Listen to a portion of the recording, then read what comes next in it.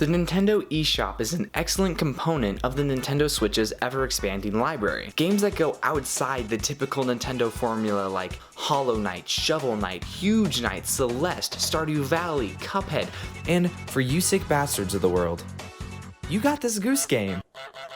Among these atypical, phenomenal games, if we take out our lanterns and head down to Nintendo's deep web, also known as the Great Deals section, we find games like... Whoa, down he goes! That was impressive, Cole. Finding the good from the trash in the Great Deals section can be a pain because of how Nintendo likes to sort things, which I can only reasonably assume is by the intricate system of filtering everything through the spaces between seats in a car. Which I organize into a pile, or stack, that I put into the freezer. Why? So let me point you in the right direction and take you to Devolver's page. These guys have put out banger after banger like Enter the Gungeon, which you can finally exit by the way, Grease, Hotline Miami, Piku Niku, My Friend Pedro, Minute, and Katana Zero. These all go on sale frequently, and if you look for indie companies like Devolver, you will find gems in the Great Deals section. And this is where your time in the Great Deals section should end. But sometimes my sick brain can't help itself and I just keep scrolling. Here, at the bottom of the barrel, you'll find those less than $1 throwaway games. You know the games. Don't pretend you haven't been tempted by Revenge of Bird, which I assume is just a worse Goose Game. I bought 5 games in the spree of ignorance, going way too deep into the sea of sales. Each game tells a story and why the Great Deals section is both a blessing and a curse. So let's get into it, shall we? Let's start with Get Amped Mobile. There's no title music. Minor setback. What truly matters is the gameplay. Wait, but why? Can you get any game on the Switch now? Which is no longer on the eShop and no longer has an online server. Number 2. One word. One strike.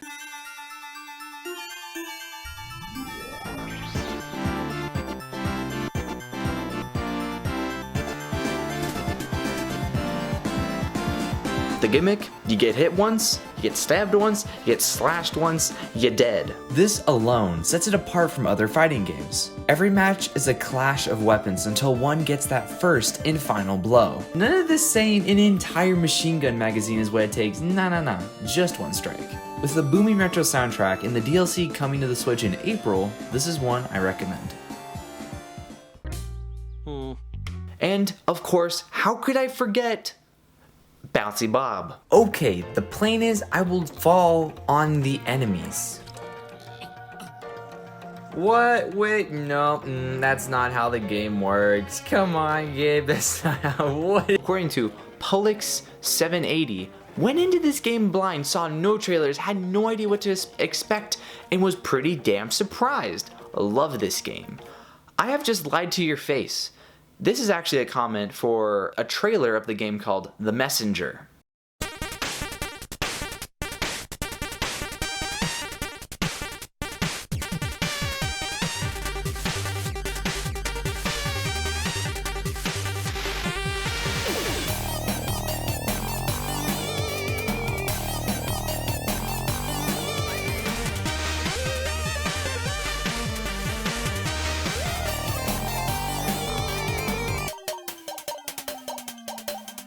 Buy The Messenger, please. One of my favorite games. Just buy it. It's fine. Don't worry about it. Wait for a sale maybe. Maybe wait for it to go on the Great Deals section.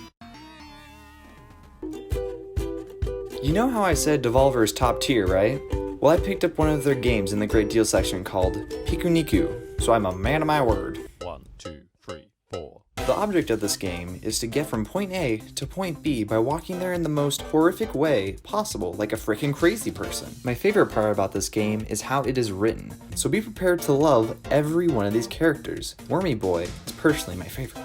Though this one is short and sweet, it is very enjoyable with random breaks in puzzle platforming with dig dug, dance, kick basketball, make art, and of course, collecting random stuff.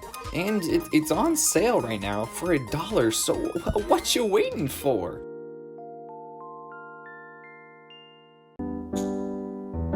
Lastly, for Game 5, Lost in Harmony, and grab your open back headphones because it's time to listen to some music. See the stars, I feel the moon.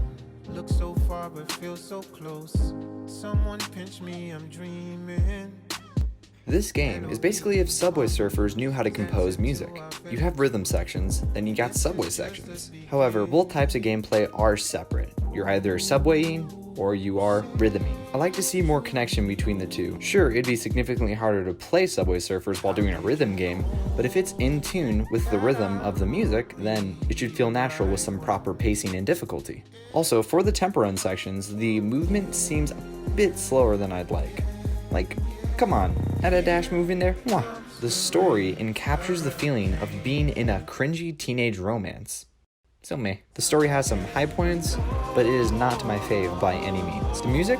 Pretty good. Sometimes it relies too much on classical music remakes, but when they do their own music, it's pretty solid. Some levels are like really hard though. The final level for the robot hurts like a razor scooter to the ankle, except it hits multiple times in a rhythm that vaguely resembles dubstep. Like, I've played other rhythm games and this is hard.